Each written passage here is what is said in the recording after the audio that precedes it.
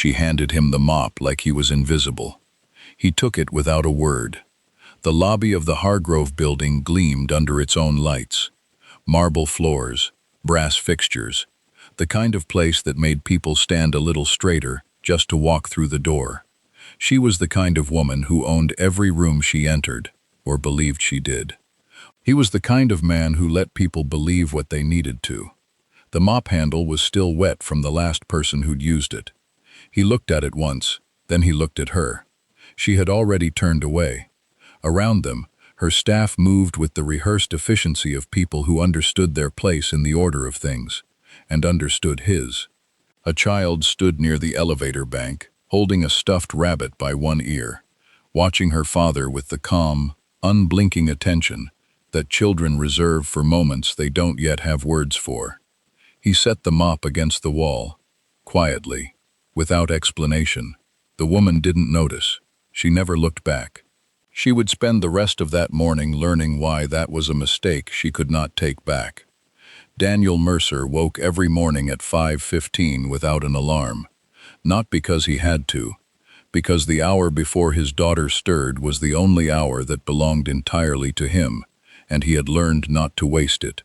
He would dress in the dark, work pants, a clean undershirt, the kind of boots that had been resoled twice because the leather above them still had years left. And he would go to the kitchen and make 2 cups of coffee, drinking one standing at the window and leaving the other to cool on the counter, beside the small ceramic rabbit his daughter had painted at school the previous winter. The rabbit was lopsided, its left ear longer than its right, glazed in a color that fell somewhere between yellow and cream. Lily had presented it to him with the seriousness of someone handing over a deed. He had placed it on the counter that same afternoon, and it had not moved since. Lily was 6. She had her mother's eyes, that particular shade of brown that shifted toward amber in morning light, and her father's habit of going very still when she was thinking hard about something. Each morning she came downstairs in the same order: stuffed rabbit first, clutched by its longer ear, then backpack over one shoulder even before breakfast, then a slow, deliberate arrangement of her colored pencils along the edge of the kitchen table before she would sit down. 12 pencils, always in the same sequence: red, orange, yellow, the greens, then the blues darkening toward violet, then the browns and the black at the end. She did not do this because anyone had taught her to. She simply did not feel ready to begin the day until the order was correct. Daniel watched this ritual every morning with the same quiet attention he brought to everything. He never rushed her. He never suggested she was being slow. He set her bowl of oatmeal at the head of the arrangement and waited, and when she finally sat down and looked up at him with the pencils perfectly aligned, something in her posture released, and she would begin to eat. He had been a property developer for 19 years. Not the kind that appeared on panels or gave interviews, or had his photograph taken at ribbon cuttings, the kind that identified undervalued buildings in overlooked locations, acquired them quietly, restored them with a precision that bordered on obsession, and held them. He had learned the work from his father, who had learned it from his, and what had been passed down through that lineage was not ambition, but patience. The understanding that a building, like most things worth having, revealed its true nature only to the person willing to wait for it. He had stopped counting the properties at 31. That was 4 years ago. He had kept acquiring since. His wife, Kara, had been the one who loved the public side of it. The negotiations, the press releases, the dinners where deals were made over dessert. She had a gift for making people feel like the most important person in the room, and she had used it generously, because she meant it. When she died, an aneurysm, a Tuesday morning in March, without warning or precedent, or any of the signs the doctors later confirmed she hadn't shown, Daniel had stepped back from all of it. He had kept the portfolio. He had kept the management company that ran it, a small, efficient operation led by his longtime associate, Raymond, who handled the day-to-day with the same low-profile diligence Daniel had always valued. What Daniel had relinquished was visibility, the meetings, the presentations, the rooms full of people looking at him, expecting a performance. He had a daughter who needed to be taken to school. That felt like enough of a stage. The Hargrove building had been Kara's favorite. She had walked through it with him before they acquired it, 11 years ago, when it was a gutted commercial shell in a part of the city that hadn't yet decided what it wanted to be, and she had stood in the empty lobby and said, "This one has good bones," which was the highest compliment she gave to anything. He had restored it over 3 years, sourcing the marble for the floors from the same Italian quarry the original architect had specified in 1938, replacing the brass fixtures with period-accurate reproductions made by a craftsman in Vermont, preserving the coffered ceiling above the elevator bank that 2 different contractors had suggested removing because it was cheaper. He had not removed it. The Hargrove now housed 12 commercial tenants across 8 floors. One of them, the largest, occupying the entire 4th and 5th floors, was a corporate events and hospitality company called Vantage Group. They had signed a 7-year lease, 3 years prior. Their director of operations was a woman named Claire Sutton, who ran the floor with the tightly wound efficiency of someone who had built her authority incrementally and intended to defend it at every border.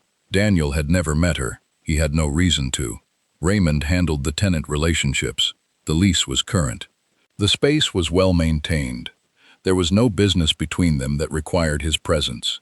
He had brought Lily to the building that Thursday morning because Raymond had asked him to walk the lobby ahead of a planned lighting upgrade, a 15-minute task, at most, and Lily's school had a delayed start. She had her rabbit. She had her backpack. She stood near the elevator bank with the patience of a child, accustomed to her father's particular relationship with buildings, which was the relationship of someone who loved them the way other people loved living things. Daniel was crouched near the east wall, examining a section of baseboard where the marble met the brass threshold strip, when he heard heels on stone. He looked up. A woman in a tailored charcoal blazer was crossing the lobby with 2 staff members behind her, a tablet under her arm, talking without looking at the person she was talking to. She stopped when she reached him. She looked at him the way certain people look at things that are in their way. Then she turned to one of her staff, pointed at the maintenance cart near the service entrance, and said, without lowering her voice, "Give him the mop. This floor isn't going to clean itself." The staff member hesitated for half a second, the smallest, most telling hesitation, then did as he was told. The mop handle landed in Daniel's hand. He held it. He looked at the woman once. She had already shifted her attention back to the tablet, already moved on, already filed him away in the category she had decided he occupied, without asking a single question to confirm it. Near the elevator, Lily watched her father with her rabbit held against her chest. He set the mop against the wall. He stood up slowly, the way a man stands when he is in no hurry and has no need to be. He took his phone from his pocket and sent Raymond a single text message. Then he put the phone away and walked back to his daughter. "Are we leaving?" Lily asked. "In a minute," he said. She looked toward the woman in the charcoal blazer, then back at her father. "She thought you worked here," Lily said. "I know," Daniel said. "You do work here," Lily said. "Kind of." He looked at her for a moment. Then the corner of his mouth moved, just barely, and he took her hand. Raymond Voss had worked for Daniel Mercer for 14 years, and in that time he had learned to read the man's text messages the way a sailor reads weather, not for what they said, but for what they didn't. The message Daniel sent from the Hargrove lobby that Thursday morning contained 11 words. "Can you pull the Vantage Group lease and send it to me?" No punctuation, no explanation, no instruction about what to do next. Raymond read it twice. Then he pulled the lease. He did not call Daniel to ask why. He had stopped doing that years ago. Daniel operated on a principle Raymond had come to think of as deliberate distance, the understanding that a man who reacted immediately to every provocation surrendered the one advantage that mattered most, which was time. Whatever had happened in that lobby, Daniel would deal with it in his own way, and at his own pace, and Raymond's job was to make sure the mechanism was ready when he needed it. He sent the lease documents within the hour, all 43 pages. Claire Sutton had built Vantage Group's operations division from a 2-person scheduling team into a 14-person department over 6 years, and she was not modest about it. She had done it through a combination of meticulous systems, an intolerance for ambiguity, and a management style that her staff described, depending on their relationship with her, as either rigorous or relentless. She ran daily briefings at 8 sharp. She responded to emails within 20 minutes during business hours. She had not taken a full week of vacation in 3 years, a fact she mentioned often enough that it had ceased to function as a complaint and become instead a kind of credential. She did not think about the man in the lobby after she left it. This was not cruelty exactly. It was category. She had placed him in a file and closed the drawer, and the drawer did not reopen because nothing she encountered that day suggested it should. The lighting upgrade team arrived at 11. The lobby restoration samples she had requested from the building management were waiting on her desk by noon. She had a vendor presentation at 2 and a tenant coordination call at 4, and by the time she left the building at 6:15, the man with the mop had been compressed into the ambient texture of a Thursday that had otherwise gone according to plan. She would remember him on Friday. Friday arrived in the form of a letter.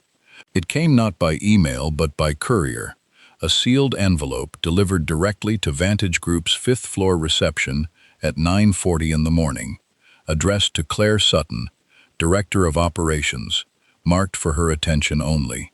The return address was the office of Mercer Property Holdings. She had to read the company name twice before she placed it. Then she felt the first small displacement of something she hadn't known was sitting level. The letter was from Raymond Voss, writing on behalf of the building's ownership. It was 3 paragraphs, precise, professional, without temperature. It informed her that the building's owner had been present in the lobby on Thursday morning, during what appeared to be an incident involving a tenant representative and a member of the building's management team. It noted that the owner wished to schedule a meeting at her earliest convenience to discuss the matter.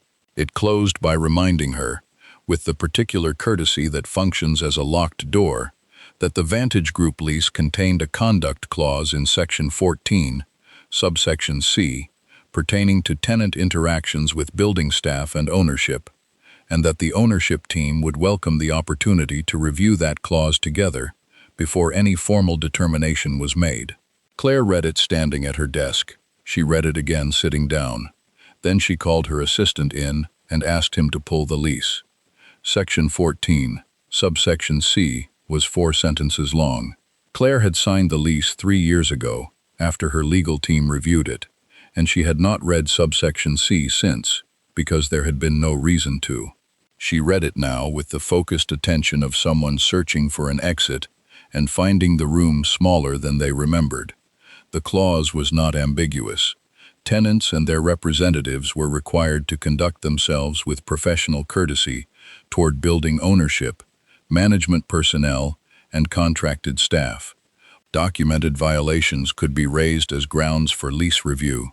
Lease review could, at ownership's discretion, result in remediation requirements or, in cases of material breach, early termination proceedings. She sat with that for a moment. Then she called her own legal team. The conversation lasted 22 minutes. When it ended, Claire was in possession of 2 pieces of information she had not started the day with. The first was that the clause was enforceable. The second was that Mercer Property Holdings was not, as she had vaguely assumed, a mid-tier management company running the building on behalf of some distant institutional owner. It was a private holding company. The Hargrove building was directly, personally owned by a man named Daniel Mercer, the same man who had been crouching near the east baseboard on Thursday morning, the same man to whom she had handed a mop. She spent the rest of Friday morning managing this information.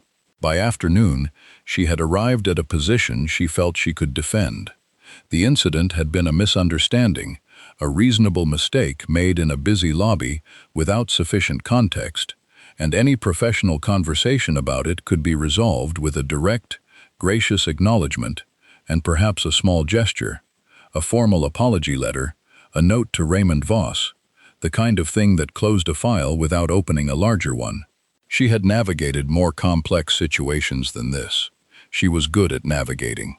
She drafted the apology on Friday afternoon and sent it to Raymond Voss by 4 o'clock. Raymond received it, noted it, and forwarded it to Daniel without comment. Daniel read it that evening after Lily was in bed, at the kitchen table, under the light above the counter where the ceramic rabbit sat with its longer ear and its lopsided glaze. He read it once. He set it down. He looked at it for a moment, the way he looked at buildings, not for what they presented, but for what they were made of. The letter was well written, gracious even. It expressed regret for any confusion and noted that Vantage Group valued its relationship with the building's ownership deeply. It did not say, "I looked at you and saw something disposable and acted on that assumption without a second thought." It did not say, "My staff hesitated because they understood immediately what I did not pause long enough to consider." It did not say anything about Lily, who had been standing near the elevator with a stuffed rabbit and had watched the whole thing with her mother's eyes. What it said was that there had been a misunderstanding. Daniel folded the letter. He put it in the drawer beside the ceramic rabbit. Then he picked up his phone and called Raymond. "Set the meeting," he said. "When?" Raymond asked. "Her schedule," Daniel said. "I'll fit around it." Raymond understood what that meant. So would she, once she was in the room. Claire Sutton prepared for the meeting the way she prepared for everything, thoroughly and slightly over-engineered.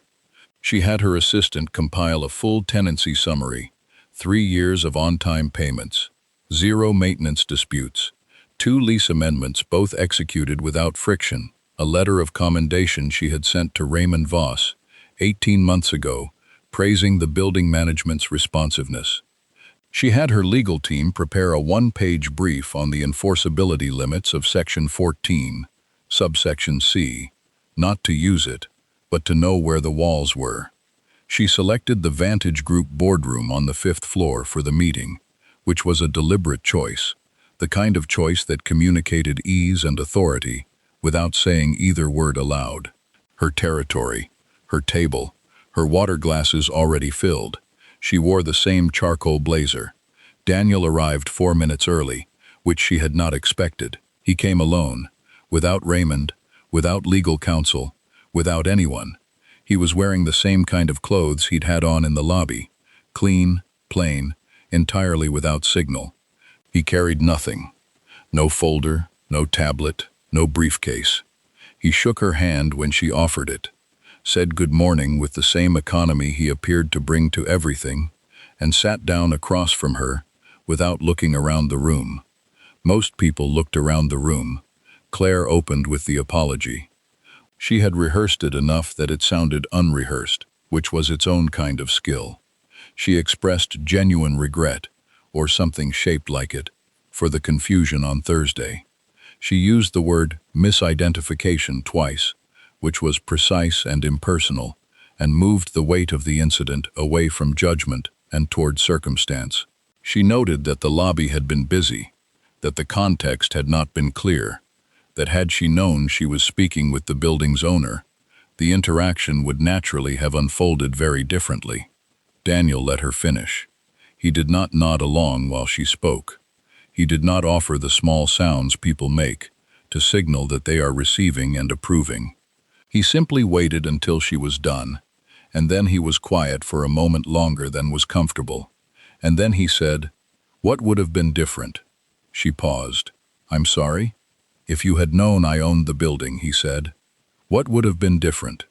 The question was not aggressive. It was not a trap, or at least it did not announce itself as one. It was asked with the same flatness he seemed to apply to everything, a genuine inquiry in the key of something much larger. Claire found herself without her prepared answer, because her prepared answers had assumed a different kind of meeting than the one she was apparently in. The interaction would have been more appropriate, she said, carefully. To whom? He said. Another pause, longer this time. She looked at him across the table, really looked, the way she hadn't in the lobby, and understood for the first time that she was not in a meeting about a lease clause. The lease clause was simply the reason she was in a chair. What she was in was a different kind of conversation entirely, the kind she didn't have a briefing document for. Daniel reached into his jacket pocket and set something on the table between them. It was a small brass key, old, with a cloth tag attached to it. The tag was hand-lettered in faded ink. Hargrove, Maine, 1952. It was the original builder's key to the lobby entrance, found during the restoration inside a cavity in the east wall, wrapped in a cloth that had long since disintegrated into its edges. Daniel had kept it in his jacket pocket since the day the restoration was completed. He had never displayed it, never mentioned it in any document or presentation. He set it on the table now not as evidence, but as introduction. My wife found this, he said, in the wall. When we were restoring the lobby, he looked at it for a moment. She wanted to frame it. I told her it should stay in the building somehow. A brief pause. She said the jacket pocket counted. Claire looked at the key, then at him. The marble in the lobby, he continued, came from a quarry in Vicenza. Same quarry the original architect specified. I have the shipping records, if you've ever wanted to know. The brass on the fixtures is 94% copper, same alloy as the originals. The coffered ceiling above the elevator bank, 2 contractors told me to remove it. Too expensive to restore properly. He let that sit for a second. I didn't remove it. He was not reciting this. He was not performing expertise. He was telling her what the building was made of, the way a person describes a member of their family, with the specific, unhurried detail of someone who has spent years in close attention. I bring my daughter here sometimes, he said. She likes the ceiling. She counts the coffers. Claire said nothing. There was nothing yet to say. She was with me on Thursday, Daniel said, near the elevator, with her rabbit. The silence that followed that sentence was of a different texture than the ones before it. Claire felt it land somewhere below the professional register of the meeting, in a place that her briefing document had not anticipated and could not address. Mr. Mercer, she began. I'm not here about the clause, he said, not unkindly, simply as information. The clause is Raymond's department. I'm here because my daughter watched a woman hand her father a mop and walk away, and I'd like to understand what that woman actually saw when she looked at him. The question required no answer. They both understood that. It required only that she sit with it, which she did, in the 5th-floor boardroom of a building she leased but did not own, across a table from a man she had looked at and not seen. Outside the boardroom's glass wall, her staff moved through the open-plan office with their usual purposeful rhythm.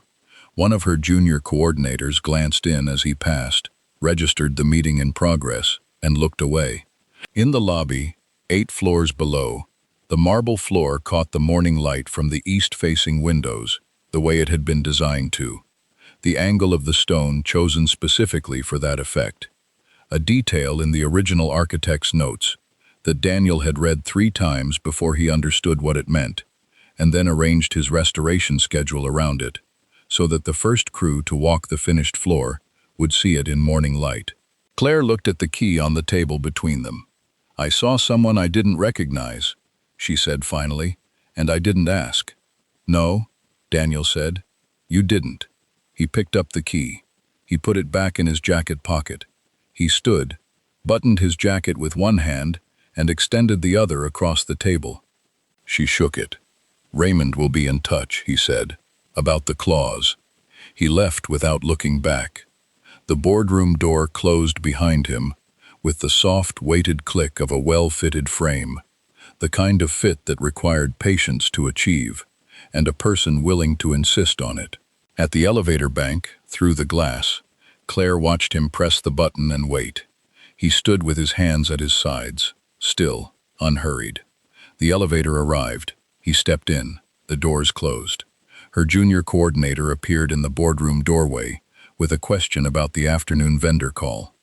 She held up one finger, and he retreated, and she sat alone at her table for a moment longer, in front of the water glasses she had filled herself, in the room she had chosen for its authority, and understood that the meeting had gone nothing like she had prepared for, and exactly as it needed to. The offer came on a Wednesday, not from Claire Sutton directly, she was too careful for that, but from a lawyer named Philip Greer, who arrived at Raymond Voss's office with a business card from a firm Claire's company retained for commercial matters, and a folder containing a single document. The document was a settlement proposal.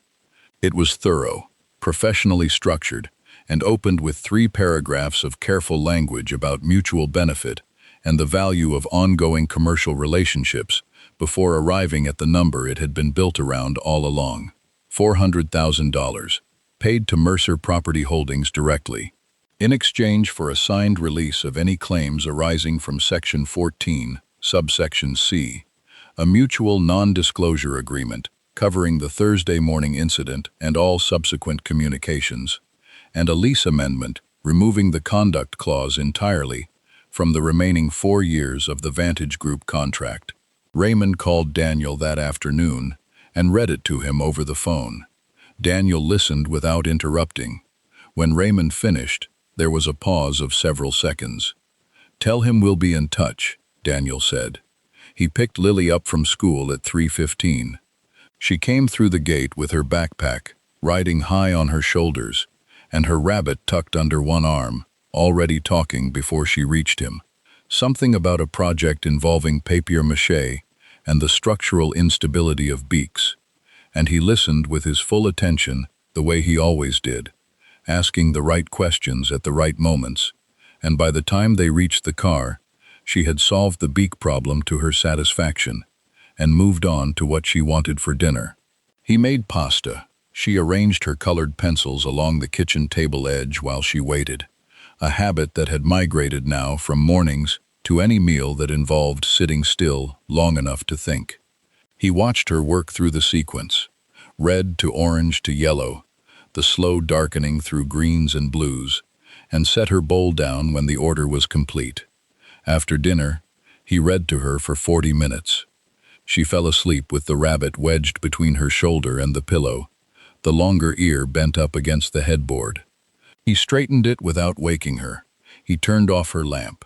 He stood in the doorway for a moment in the specific way of parents who have learned to collect these moments because they understand, at some level beneath language, that they are finite. Then he went downstairs. He sat at the kitchen table with the settlement document Raymond had forwarded. He had printed it, which was how he read anything that required a decision, on paper, under a fixed light, without the ambient noise of a screen. The overhead light above the counter threw its usual angle across the ceramic rabbit and its lopsided ear. He had not moved it to make room. He had arranged the document around it instead. He read the $400,000 figure again. It was not a small number. It was a significant number, arrived at by people who had done the calculation of what it would cost to make him go away, and added enough on top to make going away feel like winning. That was the architecture of it. Not a punishment for what happened, but a purchase of his silence. Dressed in the language of resolution, he set the document down. He picked up the brass key from where it sat at the edge of the table. He had taken to leaving it there in the evenings, a habit he hadn't examined too closely, and he held it without looking at it. The cloth tag with its faded lettering, Hargrove, Maine, 1952. The weight of it was negligible, a few grams of old brass, and yet it had been hidden inside a wall for 50 years, placed there by someone during construction for reasons no record explained, found by a woman who had immediately understood it as a kind of belonging. He thought about Kara, the way he often did in this kitchen, at this hour. Not the whole of her, which was too large a thing to hold all at once, but a specific moment. The two of them standing in the Hargrove lobby before the restoration, the building stripped to its bones, the marble floors under drop cloths, the ceiling fixtures gone, just the coffered plaster above them, catching the light through windows, that hadn't yet been cleaned. "This one has good bones," she had said.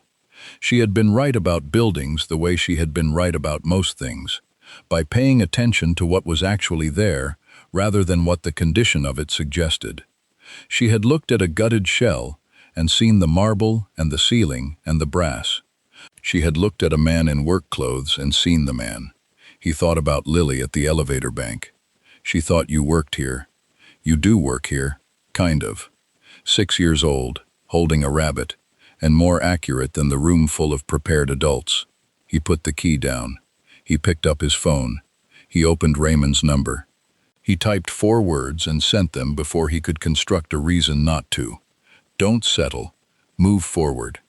He turned off the kitchen light. In the dark, the ceramic rabbit was a pale shape on the counter, barely visible. Present anyway. He went to check on his daughter. She hadn't moved. The rabbit's bent ear was still against the headboard. He straightened it again, carefully, the way he did everything. The lease review hearing was not a large event. It was held in a conference room on the 3rd floor of a building 2 blocks from the Hargrove. A neutral space, Raymond's suggestion, accepted without objection by both parties. The room held a long oak table, 12 chairs, and a window that looked out onto the street below, where the morning was doing what late autumn mornings did in this city, which was arrive gray and stay that way. A court reporter sat at the near end, with her equipment already running. Philip Greer arrived with 2 colleagues and a banker's box of documents. Raymond arrived with a single folder, and Daniel's original restoration records on a slim external drive. Daniel arrived with Lily. She had a half day at school. He had not arranged otherwise. She sat in the chair beside him with her rabbit in her lap and her backpack on the floor and looked at the room with the calm, cataloging attention she brought to unfamiliar places. She had asked him in the car what the meeting was about. He had told her it was about the building, about making sure the right things were written down correctly. She had accepted this and returned to the question she had been working through since breakfast, which concerned whether rabbits dreamed, and if so, what about. He had told her he thought they probably dreamed about fields. She was still considering this when Claire Sutton entered the room. Claire came in last, alone, without the charcoal blazer. She wore a dark navy coat she hadn't taken off, which made her look, for the first time since Daniel had encountered her, like someone who was cold. She saw Daniel. She saw Lily. Something moved briefly across her face. Not quite guilt, not quite recognition. Something in between that didn't have a clean name. And then she sat down across the table and opened her folder. Raymond opened with the documentation. He was unhurried and precise, the way Daniel had taught him to be, presenting each item in the sequence it had been prepared. The original lease, Section 14, Subsection C, tabbed and marked. The courier confirmation for the formal notification letter. The settlement proposal received and declined. The timeline of events beginning with the Thursday morning lobby incident and ending with Vantage Group's failure to remediate or meaningfully respond within the notice period specified under the clause. Philip Greer objected at intervals. Raymond noted each objection. The court reporter's fingers moved. Then Raymond set the external drive on the table and connected it to the room's display screen. And what came up first was not a legal document, but a photograph. The Hargrove lobby in 2009. Before the restoration. Drop cloths over the floors. The ceiling fixtures stripped out. The windows filmed with years of grime. A building that looked to the untrained eye like a gutted shell that had run out of reasons. And then the next photograph. The quarry in Vicenza. The slabs of marble laid out in the pale Italian light, each one tagged with the Hargrove specifications in Daniel's own handwriting. Then the craftsman's workshop in Vermont, the brass fixtures in their stages of fabrication, the alloy documentation, the period specifications alongside the reproductions showing the match.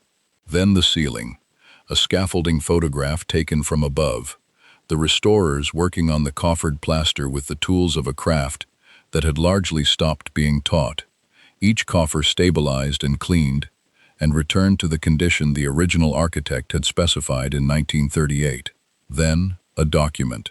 The deed of ownership, Daniel Mercer's name, the Hargrove building's address, the date of acquisition. Then a second document, the builder's records from 1952, recovered from the city archive during the restoration. The original specifications, the lobby dimensions, the marble source, the ceiling design, all of it matching what Daniel had rebuilt, line by line, because he had read these records so many times before the restoration began that he could have recited them. Philip Greer had stopped objecting. The room was quiet in the way rooms get when the weight of what is being presented exceeds the available responses. Raymond spoke the final number into that quiet without ceremony, the way significant things should be stated, plainly, and once. The current independent appraisal of the Hargrove building, commissioned as part of the proceedings, $41,200,000, a building acquired for $3.2 million, restored over 3 years for an additional $4.8 million, now worth 8 times what had been put into it, because every decision had been made correctly, patiently, and without compromise. And in the building that number described, on a Thursday morning, 16 days ago, someone had handed its owner a mop. Lily had been watching the photographs on the screen.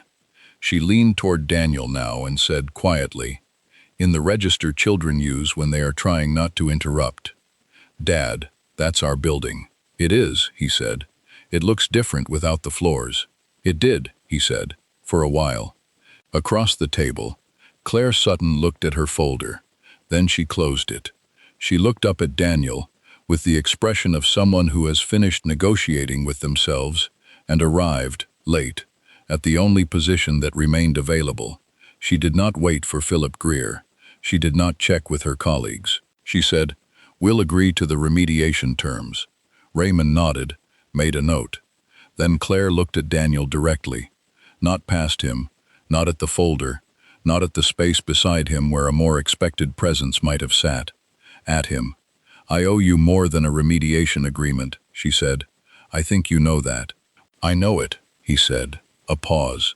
"I am sorry," she said, for what she saw. Her eyes moved, briefly, to Lily, then back. Daniel looked at her for a moment. Then he extended his hand across the table. She took it. The handshake was brief and without performance, the kind that closes something rather than opens it. Raymond began collecting documents. Philip Greer spoke quietly to his colleagues. The court reporter's machine went still. Lily tugged Daniel's sleeve. "Can we see the ceiling?" she asked. After, he said. He picked her up from school the following Tuesday, at the regular time. Not early. There was no dramatic arrival, no changed circumstances visible from the outside. The same gate, the same 3:15, the same backpack riding high on her shoulders as she came through the crowd of children, with her rabbit under her arm. She was talking before she reached him again. This time about a disagreement with a classmate over whether the moon was a planet, a question she had apparently researched during library period and was prepared to settle definitively. He listened the whole way home. He made dinner while she arranged her pencils along the kitchen table. The full sequence, red to violet to black, every one in its place before she would sit. He set her bowl down when the order was complete. They ate without the television on, which was how they always ate. The kitchen quiet, except for the particular small sounds of a shared meal between two people who were comfortable with each other's silences. After dinner he washed the dishes and she dried them, a division of labor she had proposed herself 6 months ago and maintained with a seriousness that suggested she understood it as a form of contract. When the kitchen was done, he took the brass key from the drawer beside the ceramic rabbit and held it for a moment. He did not display it. He did not explain it.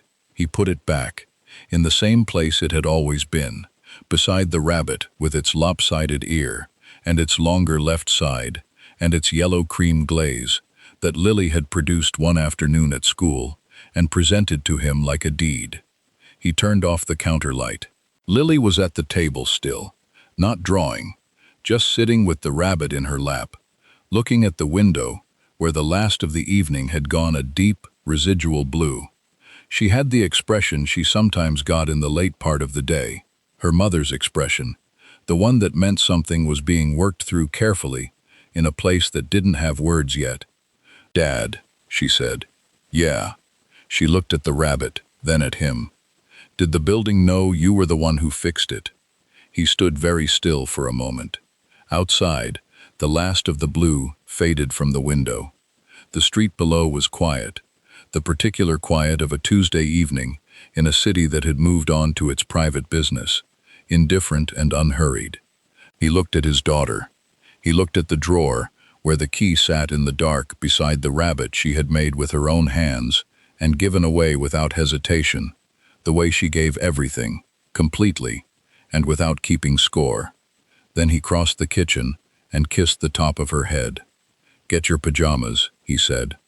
She slid off the chair and padded toward the stairs, rabbit dangling from one hand, already somewhere else in her thinking. He watched her go. He stood in the kitchen alone for a moment, in the quiet, in the dark. Then he turned off the light.